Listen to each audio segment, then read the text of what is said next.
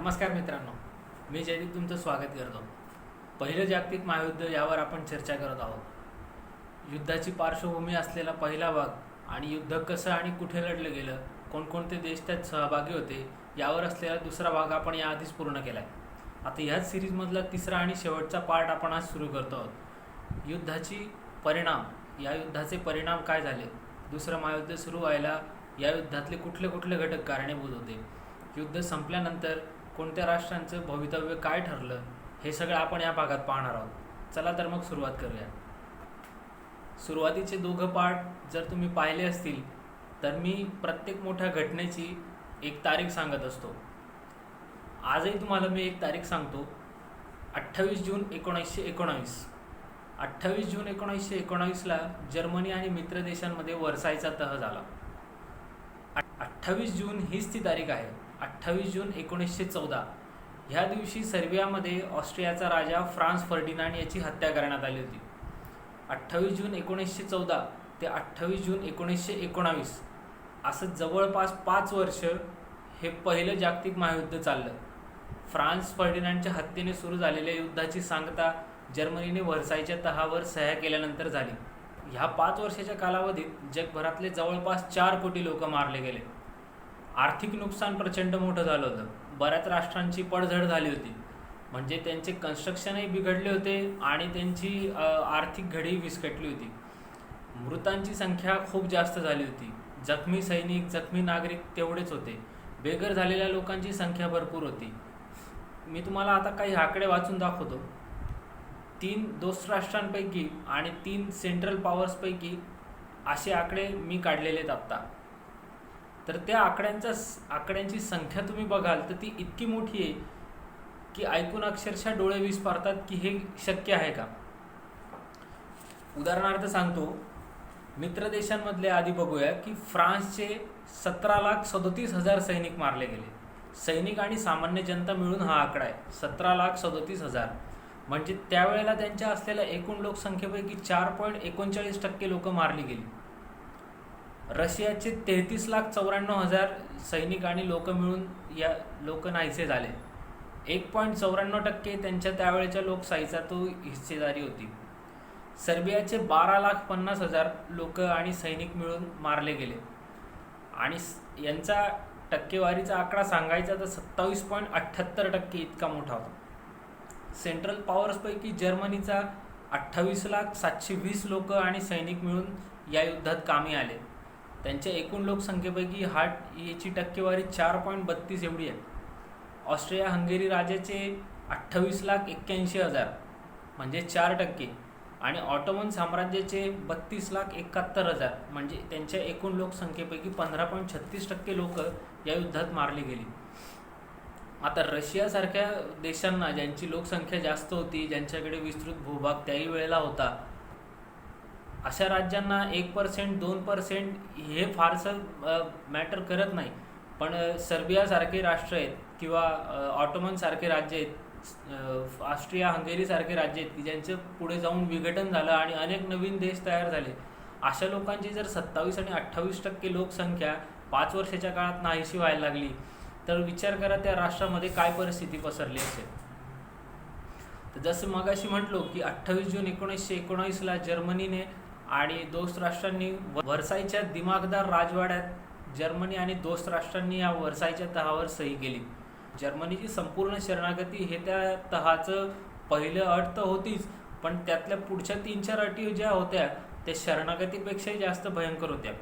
काय होत्या मी तुम्हाला सांगतो. पुढे जर्मनीने आपलं सैन्य कधीही 1,00,000च्या पुढे नेऊ नये. संपूर्ण जर्मनीने, ज्यांचे सैनिक जवळपास आज 20 ते 25 लाखाच्या आसपास सैनिक आणि जनता मिळून या युद्धात शहीद झाली, त्या जर्मनीला दोस्त राष्ट्रांनी अट टाकली होती की आता त्यांचे सैनिक कधीही 1,00,000च्या पुढे असू शकणार नाही. जर्मन सैन्यावर कायम दोस्त राष्ट्रांची देखरेख असेल.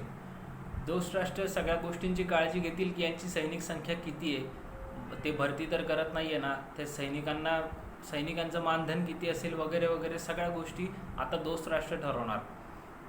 जर्मनीला यापुढे कधीही तोफा, विमानं, रणगाडे, पाणबुड्या, जहाजं यातलं काहीही बनवता येणार नाही. युद्धाची नुकसान भरपाई म्हणून जर्मनीने दरवर्षी दोस्त राष्ट्रांकडे खूप मोठी रक्कम जमा करायची. ती रक्कम इतकी मोठी होती की यापुढची येती 50 वर्षे तरी जर्मनी दारिद्र्यात राहील अशी व्यवस्था दोस्त राष्ट्रांनी केली. म्हणजे ठरवून या युद्धानंतर संपूर्णपणे नाक घासायला लावायचं हेच या अटींमधून सिद्ध होतं. या तहानंतर जर्मनीचं विघटन करण्यात आलं. जर्मनीचे तुकडे पाडण्यात आले. एक एक तुकडा बऱ्याच राष्ट्रांना दिला गेला. एक तुकडा पोलंडला मिळाला, एक डेन्मार्कला मिळाला, एक बेल्जियमला मिळाला. म्हणजे डेन्मार्क, बेल्जियम, पोलंड हे सगळे तेच राष्ट्र होते जे काही 2-3 वर्षापूर्वी जर्मनीने संपूर्ण बेचिराग करून टाकले होते. पोलंडसारखा देश तर 100 वर्षांनी अस्तित्वात आला. म्हणजे पोलंड याआधी अस्तित्वात होता, पण कधी त्याच्यावर रशियन राज्य करत होते तर कधी त्याच्यावर जर्मन लोक राज्य करत होते. त्याच पोलंडला आज जर्मनीचे तुकडे पडून एक भाग मिळाला होता. बेल्जियमला त्यांचं शीच शहरावर केलेली कारवाई आपण दुसऱ्या भागामध्ये पाहिली. किती क्रूरपणे जर्मन सैन्याने सगळा बेल्जियम बेचिराग करून टाकला होता. त्याच बेल्जियमला आज जर्मनीचे तुकडे पडून एक हिस्सा मिळाला.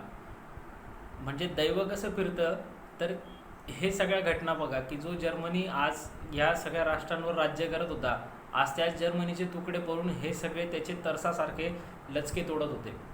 जर्मनीवर ह्या सगळ्या अटी लादण्यात आल्या. आधीच युद्धामुळे जर्मनीची आर्थिक परिस्थिती खराब झाली होती. जर्मनीचा राजा कैसर हा जर्मनी सोडून पळून गेला होता. तो नेदरलँड्समध्ये जाऊन सुखाने राहत होता. इकडे जर्मन जनतेला कोणीच वाली उरला नव्हता. नवीन प्रजासत्ताक सत्तेवर आलं होतं, पण त्यांना कुठल्याही बाजूने कुठलीही मदत मिळत नव्हती. त्यामुळे नाईलाजाने त्यांनी या तहावर सह्या केल्या. आणि ज्यावेळेला ह्या अटी जर्मनीमध्ये पसरल्या त्यावेळेला जर्मनीमध्ये एकच जनक्षोभ उसळला. सामान्य जर्मन नागरिक, जर्मन सैनिक यांच्यापैकी कोणीही या अटी मान्य करायला तयार नव्हतं. इतक्या लाजिरवाण्या अटी स्वीकारण्यापेक्षा युद्धात लढून मरू असं सामान्य जर्मन जनतासुद्धा म्हणायला लागली. बेरोजगारीमुळे अनेक लोकांना 2 वेळच्या भाकरीची चिंता होती. दोस्त राष्ट्रांनी जर्मनीभोवती आर्थिक फास आवळायला सुरुवात केली. हा आर्थिक फास त्यांनी इतका आवळला की 1918 साली एका डॉलरला जर्मनीमध्ये 4 मार्क्स इतकी किंमत होती. 1923 साल उजाडता एका डॉलरला 10 लाख मार्क्स इतकी किंमत झाली. 5 वर्षात 1918 ते 1923 या 5 वर्षात $1 4 मार्क्सवरून 10 लाख मार्क्सवर गेला. आपल्याकडे डॉलरची किंमत 60, 65, 70च्या आसपास झाली तर महागाई वाढते, किती गदारोळ उसळतो. आता आपण विचार करूया की $4वरून 5 वर्षाच्या कालावधीत तो 10 लाख मार्क्स गेला. जर्मनीचं चलन कुठल्याही किमतीचं उरलं नाही. सामान्य जर्मन जनता तर भिकेला लागलीच, पण त्याचबरोबर जर्मनीमध्ये त्यावेळेचे जे धनिक होते, त्यावेळेचे जे अब्जोपती, करोडपती लोक होते, त्यांचासुद्धा बँकेत असलेला पैसा किंवा घरात असलेला पैसा 5 वर्षाच्या कालावधीत बिनकामी ठरला. जर्मनीच्या चलनाला कुठलीच किंमत उरली नाही. अशावेळी जर्मन जनतेने काही 1000 वर्षापूर्वी बंद केलेली बार्टर सिस्टीम पुन्हा सुरू केली. आता ही बार्टर सिस्टीम म्हणजे काय की 1 लोण्याचं पाकिट द्या आणि पाव किलो बटाटे घ्या, अर्धा किलो बटाटे द्या आणि 1 किलो कांदे घ्या, याला बार्टर सिस्टीम म्हणतात. कारण त्यांच्याकडे ह्या सिस्टीमशिवाय दुसरा पर्यायच नव्हता. काबाड कष्ट करून बँकांमध्ये जमा केलेला पैसा 5 वर्षाच्या कालावधीत अगदी रद्दी ठरला. ह्या सगळ्या चलन फुगवट्यामुळे जर्मनी ज्यावेळेला फ्रान्सकडे युद्धाची ठरलेली रक्कम भरू शकला नाही, त्यावेळेला फ्रान्सने जर्मनीवर सरळ हल्ला करून त्यांचा रूर नावाचा जो प्रांत होता तो ताब्यात घेतला. आता हा रूर नावाचा प्रांत त्यांनी का ताब्यात घेतला, तर ह्या प्रांतातच जर्मनीचे कोळशाचे साठे होते. म्हणजे जर्मनी उरल्या सुरल्या कारखान्यांवर तग धरून होता. बेरोजगारी काही प्रमाणात का होईना, 1-2% का होईना कमी झालेली होती, कारण त्या कारखान्यांना ह्याच प्रांतातून कोळशाचा पुरवठा होत होता. फ्रान्सने नेमका तोच प्रांत ताब्यात घेतला आणि जर्मनीमध्ये सुरू असलेले उरले सुरले कारखाने बंद झाले. त्यामुळे आधीच बेरोजगार असलेली जर्मन जनता तिथे भोगबळी पडत होती. त्यांच्याकडे रोजगार नव्हता, त्यांचे खाण्यापिण्याचे वांदे होते आणि आता जेवढे कारखाने चालू होते तेवढे कारखाने सुद्धा बंद झाले. त्यामुळे त्यावेळेला जर्मनीमध्ये जवळपास 70 ते 75% जनता ही बेरोजगार झाली. त्यांच्या 2 वेळचे खायचे वांदे झाले. ह्या सगळ्यामुळे जर्मनीमध्ये असंतोष पसरत गेला. सामान्य जर्मन जनता, उजवे गट, त्याच्यानंतर स्वाभिमानी गट ह्या सगळ्या गटांचं एकमेव शत्रू ठरवत होतं त्यावेळेचं प्रजासत्ताक सरकार, कारण त्यांनी ह्या तहावर सह्या केल्या होत्या. सामान्य लोक तर ह्या सरकारला इंग्लंड अमेरिकेचे थुंकी चाटू इतक्या हलक्या शब्दात उद्देश करत असत. ह्या सगळ्याचे वेगवेगळे परिणाम सुरू झाले. उजवे गट जे होते त्यांच्यामध्ये बहुतांश लोक कारखानदार, व्यापारी वर्ग यातले लोक होते. त्यांनी आपलं वजन वापरून जर्मनीमधले वृत्तपत्र ताब्यात घेतले आणि या सरकारविरोधात भडीमार सुरू केला. त्यांच्या विरोधात असंतोष पसरायला सुरुवात केली. स्वाभिमानी गटाने तर जर्मनीमध्ये खूनसत्र सुरू केलं. या सरकारात समाविष्ट असलेल्या 4 मंत्र्यांचे खून पडले. ह्या सरकारचे जे अध्यक्ष होते ते या हल्ल्यातून जेमतेम बचावले. बवेरिया नावाचा एक प्रांत आहे जर्मनीचा, त्या प्रांतात तर सैनिकांनी सशस्त्र बंड करून आणलं आणि ह्या सरकारचा वर्चस्व नाकारून तिथे उजव्या गटाचं प्रतिसरकार स्थापन केलं.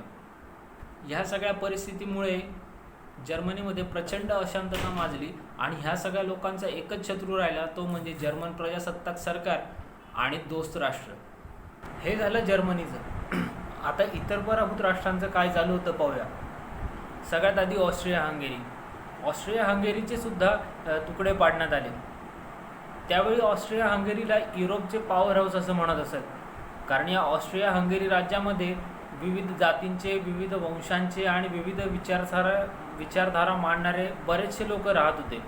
विघटनानंतर या सगळ्यांना आपापले भूप्रदेश मिळाले. ऑस्ट्रिया हंगेरी राज्य फुटून अनेक नवीन देशांची निर्मिती झाली, तर काही असलेल्या देशांना नवीन भूभाग जोडून मिळाला. उदाहरणार्थ पाहूया की ऑस्ट्रिया हंगेरीतून ऑस्ट्रिया, हंगेरी, चेकोस्लोवाकिया ज्याला आपण आज चेक रिपब्लिक असं म्हणतो, युक्रेन, पोलंड, क्रोएशिया, मॉन्टेनेग्रो आणि दुसऱ्या बाजूला विचार करायचा झाला तर स्लोवेनिया, स्लोवाकिया असे बरेचसे देश तयार झाले. दोस्त राष्ट्रांनी जर्मनी एवढ्या ऑस्ट्रिया हंगेरीवर क्रूर अटी लादल्या नाही. त्याचं कारण होतं की ऑस्ट्रिया हंगेरी राज्याचं विघटन झाल्यानंतर अनेक छोटे छोटे नवीन देश तयार झाले. या सगळ्या नवीन देशांमध्ये सरकार स्थापन केल्यानंतर त्यातली बहुतांश सरकारे ही दोस्त राष्ट्रांच्या समर्थनात उभी होती. आणि दुसरी गोष्ट म्हणजे ऑस्ट्रिया हंगेरीतून ऑस्ट्रिया आणि हंगेरी हे दोघं देशसुद्धा वेगळे झाले आणि ते तुलनेने अतिशय छोटे आणि कमजोर असे देश होते, ज्यापासून दोस्त राष्ट्रांना कुठलाही धोका भविष्यात उद्भवेल असं वाटत नव्हतं. दुसरी गोष्ट, जर्मनीवर एवढ्या क्रूर अटी लादण्यात आल्या होत्या कारण दोस्त राष्ट्रांना अशी भीती होती की भविष्यातसुद्धा जर्मनी हा एकमेव असा देश आहे जो युरोपात आपल्याला चॅलेंज करू शकतो, जो युरोपात पुन्हा आपल्या विरोधात जाऊ शकतो. त्यामुळे जर्मनीला पुन्हा कधीच वर न येऊ देणं हे त्यामागचं अंतिम उद्दिष्ट होतं. ह्या ऑस्ट्रिया हंगेरी राज्याचं विघटन केल्यानंतर दोस्त राष्ट्रांना तसा धोका वाटला नाही, त्यामुळे त्यांनी त्यांच्यावर इतके क्रूर अटी लादल्या नाही.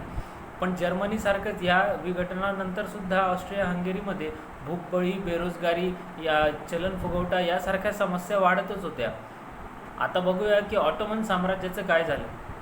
इथे आपण पाहतो की मध्यपूर्वेत अनेक मुस्लिम राष्ट्र आहेत. ठराविक कालावधीनंतर त्यातली अनेक राष्ट्रे एका पाठोपाठ एक जन्माला आली, काही आधीपासून अस्तित्वात होती. पण ह्या सगळ्यांचं एकमेकांशी वैर आहे, त्यांचं एकमेकांशी पटत नाही. याचं कारण काय हे आता आपण बघूया. तर कारण पहिल्या महायुद्धात आहे. ऑटोमन साम्राज्य हे एक मुस्लिम साम्राज्य होतं. जसं मी मगाशी म्हटलं की या युद्धामुळे 4 राजेशाही संपल्या.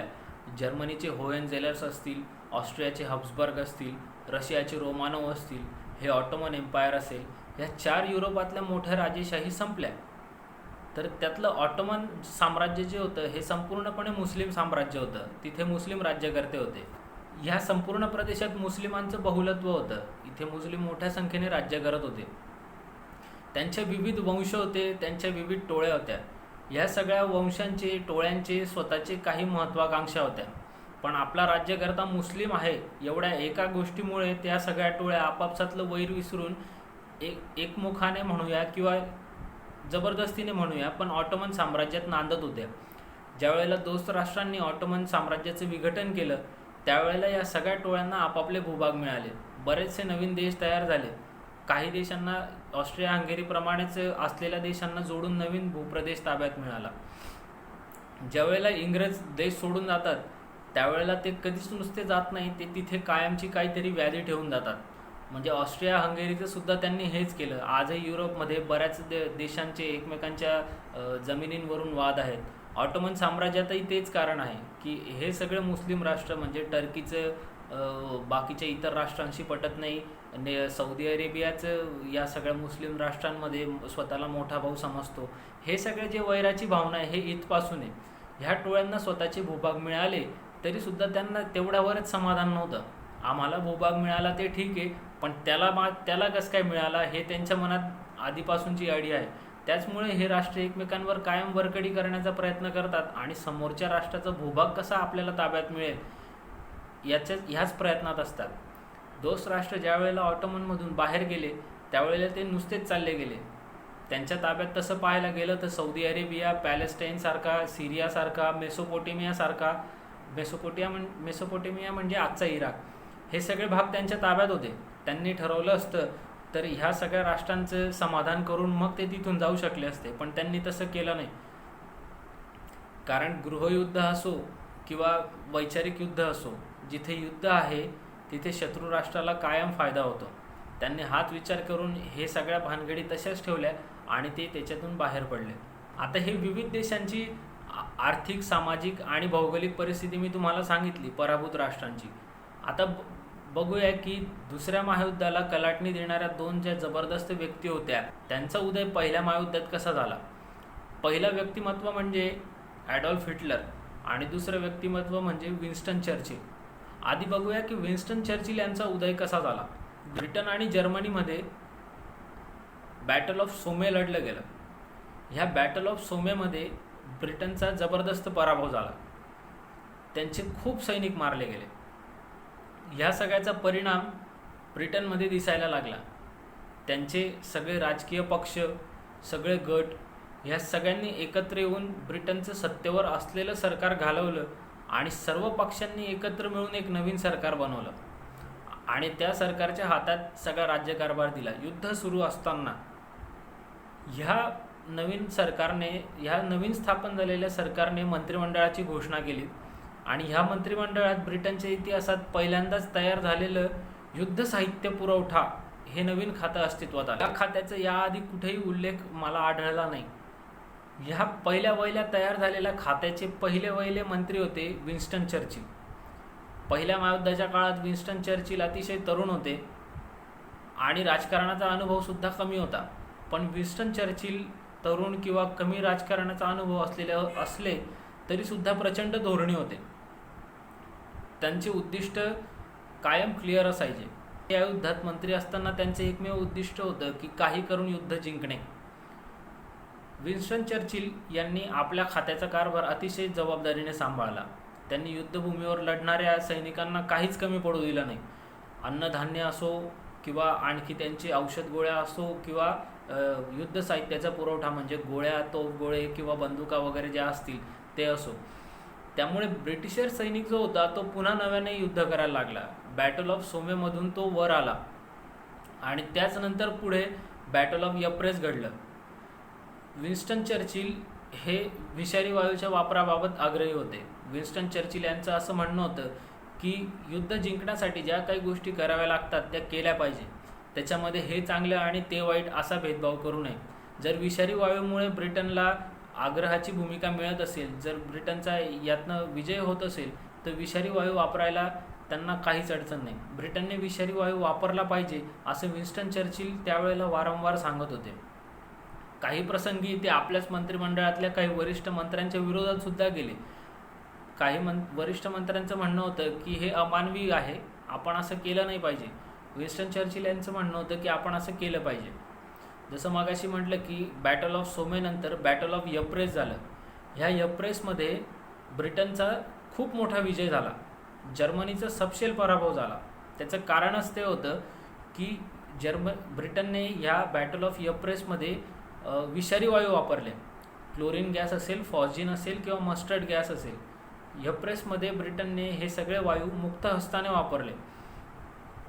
हे बॅटल ऑफ यप्रेस लढण्यासाठी जर्मनीकडून 3800 सैनिक पाठवण्यात आले होते. त्यातले फक्त 400 सैनिक जिवंत राहिले. या विजयामुळे विन्स्टन चर्चिल इंग्लंडमध्ये हिरो ठरले. त्यांची प्रतिमा ब्रिटनमध्ये एक हाती विजय मिळवून देणाऱ्या योद्ध्यासारखी तयार व्हायला लागली. हे झालं विन्स्टन चर्चिलचं. आता बघूया की जर्मनीचे ॲडॉल्फ हिटलर यावेळेला काय करत होते. बॅटल ऑफ सोमे जिथे जर्मनीचा विजय झाला आणि बॅटल ऑफ यप्रेस जिथे जर्मनीचा पराभव झाला, या दोघंही युद्धात ॲडॉल्फ हिटलर आणि त्याचा मित्र रुडॉल्फ हेस हे दोघंही जण प्रत्यक्षपणे लढत होते. जर्मनीने ज्या वेळेला बॅटल ऑफ सोमे जिंकलं त्याही वेळेला त्या तुकडीमध्ये ॲडॉल्फ हिटलर होता आणि यप्रेसमध्ये 3800 सैनिकांपैकी ज्या वेळेला 3,000 ते 2,500 सैनिक मारले गेले आणि फक्त 400 सैनिक जिवंत राहिले, तर त्या जिवंत राहिलेल्या 400 सैनिकांमध्ये ॲडॉल्फ हिटलर आणि त्याचा मित्र रुडॉल्फ हेस हे दोघं जण होते. ब्रिटनने यप्रेस या ठिकाणी वापरलेल्या मस्टर्ड गॅसमुळे हिटलरला काही काळ अंधत्वसुद्धा आलं होतं. तो आंधळा झाला होता आणि तो आंधळा असतानाच त्याने प्रतिज्ञा केली होती की यापुढे माझ्या आणि माझ्या देशाच्या सर्व शत्रूंचा नायनाट मी अशाच विषारी वायू वापरून करेल. त्यामुळे दुसऱ्या महायुद्धात हिटलरने ज्यूंना आपला देशविरोधी ठरवून त्यांच्या विरोधात हाच विषारी वायू वापरून ते गॅस चेंबर वगैरे तो सगळा इतिहास आपल्याला माहीत आहे. त्याचा मित्र रुडॉल्फ हेस याला बॅटल ऑफ यप्रेसमध्ये बऱ्याचशा गोळ्या लागल्या. या युद्धात गोळ्या खाल्ल्यामुळे रुडॉल्फ हेस याला मिलिटरीचं मेडलसुद्धा मिळालं होतं. हा जो रुडॉल्फ हेस होता हा हिटलरची सावलीच होता असं समजून चला. अतिशय घनिष्ठ मित्र. ॲडॉल्फ हिटलर आणि रुडॉल्फ हेस हे सारखी विचारसरणी असणारे आणि स्वतःचं ध्येय साध्य करण्यासाठी ज्याप्रमाणे विन्स्टन चर्चिल होते त्याचप्रमाणे कुठल्याही थराला जाऊ शकणारे लोक होते. रुडॉल्फ हेस यांचं दुसऱ्या महायुद्धात अतिशय मोठं काम आहे. ॲडॉल्फ हिटलरप्रमाणे तेही दुसऱ्या महायुद्धात प्रचंड सक्रिय होते. ते आपण जर त्यावर दुसऱ्या महायुद्धावर व्हिडिओ बनवू, जर या व्हिडिओला चांगला प्रतिसाद आला तर आपण पुढे व्हिडिओ बनवणार आहोत आणि एक स्वतंत्र व्हिडिओ हिटलरवर बनवायचा माझा विचार आहे. तर त्याच्यामध्ये आपण ह्या सगळ्या गोष्टी बघूच. पण सांगायचं तात्पर्य एवढंच की हे दोघंही जण इतके घनिष्ठ मित्र होते की ज्या वेळेला हिटलर त्याचं स्वतःचं आत्मचरित्र माइन काम्फ, ज्याचं मराठी ट्रान्सलेशन माझा लढा असं झालेलं आहे, हे लिहत होतं, त्यावेळेला ते लिहिण्यातसुद्धा रुडॉल्फ हेस यांनी मदत केली होती. इतके ते घनिष्ठ मित्र होते. आता आपण बघितलं की पराभूत राष्ट्रांचं काय झालं. त्यानंतर बघितलं की दुसऱ्या महायुद्धाला कारणीभूत ठरणाऱ्या 2 व्यक्तींचा उदय कसा झाला. तर व्हिडिओचा शेवट करण्यासाठी काही गोष्टी धावत्या आढाव्याने आपण बघूया. तंत्रज्ञानाचा वापर सर्वप्रथम या युद्धात करण्यात आला. विमानं, अवजड अशा प्रचंड मोठ्या रेल्वेवर लावलेल्या तोफा जे आपण मागच्या भागात बघितलं. त्याच्यानंतर रणगाडे, ब्रिटनने रणगाड्यांची सुरुवात केली. त्यानंतर काही ब्रिटनचे रणगाडे जर्मनीने हस्तगत केले आणि त्यानंतर जर्मनीने स्वतः तसे रणगाडे बनवण्याचा प्रयत्न केला. जर्मनीच्या U-बोट नावाच्या ज्या पाणबुड्या होत्या त्यांचा वापर सर्वप्रथम, म्हणजे पाणबुड्यांचाच वापर सर्वप्रथम या युद्धात झाला. त्याच्यानंतर विषारी वायूचा सर्वप्रथम वापर या युद्धात झाला. याच्या आधी कधी विषारी वायू वापरण्यात आला नव्हता. त्याच्यानंतर आज आपण ज्याला युनायटेड नेशन्स असं म्हणतो, त्या युनायटेड नेशनची पायाभरणी, त्याची स्थापनेची सगळी प्रक्रिया या पहिल्या महायुद्धानंतर झाली. युनायटेड नेशनमध्ये एकत्र येऊन बऱ्याच राष्ट्रांनी बरेच करार केले. त्यात युद्धाचे नियम ठरवण्यापासून बऱ्याचशा गोष्टी होत्या. त्यातलाच त्यांनी एक नियम असा सुद्धा ठरवला होता की यापुढे कुठल्याही आंतरराष्ट्रीय युद्धामध्ये विषारी वायू वापरला जाणार नाही. पण कुठल्याही देशाने तो नियम आजपर्यंत पाळलेला नाही. म्हणजे दुसऱ्या महायुद्धात सुद्धा त्याचा वापर झाला. त्याच्यानंतर अमेरिकेने व्हिएतनाम वॉरमध्ये सुद्धा विषारी वायूचा वापर केला आणि आत्ता सुरू असलेल्या आयसिसच्या विरुद्धच्या युद्धात सुद्धा दोस्त राष्ट्र या विषारी वायूचा मोठ्या प्रमाणावर वापर करतायत. बातम्या बाहेर येत नाही, पण ज्या वेळेला मध्येच आपण बघतो कुठल्या तरी न्यूजपेपरला किंवा आंतरराष्ट्रीय ठिकाणी कुठेतरी एक फुटलाईन अशी चालू असते की म्हणजे ज्याच्यावर बंदी आहे किंवा सर्व राष्ट्रांनी मिळून त्यावर बंदी घातली, त्याचा वापर आजसुद्धा सुरू आहे. त्याच्या भूमीवर एकसुद्धा युद्ध न करता किंवा आपलाच सैनिक आपल्याच भूमीवर कुठलीही गोळी न चालवता सुद्धा युद्धात विजय होऊ शकतो. हे आपण अमेरिकेकडनं, ऑस्ट्रेलियाकडनं किंवा न्यूझीलंडकडनं पाहू शकतो. न्यूझीलंड, ऑस्ट्रेलिया यांचे भूभाग किती लांब होते या सगळ्या घडामोडींपासून, तरीसुद्धा दोस्त राष्ट्रांच्या बाजूने ऑस्ट्रेलिया आणि न्यूझीलंड, दुसऱ्या बाजूने कॅनडा, इकडनं भारत, हे सगळे देश सहभागी होते.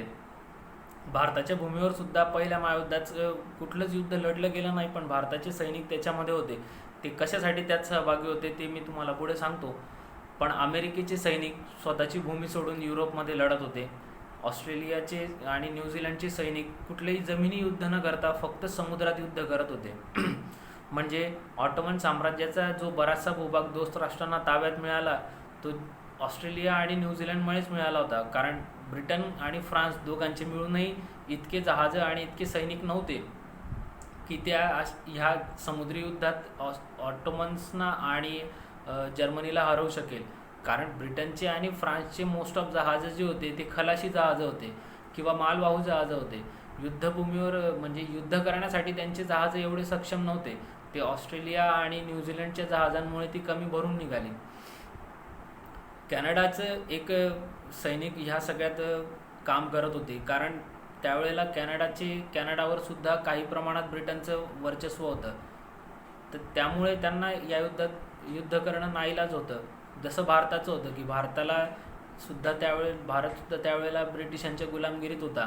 1920 सालापर्यंतची सगळ्या घटनाक्रम आपण पाहिला तर त्यावेळेला 1920 साली ब्रिटन जगातलं 2 नंबरचं सगळ्यात मोठं राज्य होतं. म्हणजे आजपर्यंतच्या मानवी इतिहासाला माहीत असलेले जितके मोठे राज्य आहेत 1920 साली त्या माहीत असलेल्या इतिहासातलं ब्रिटन हे सगळ्यात मोठं राज्य होतं.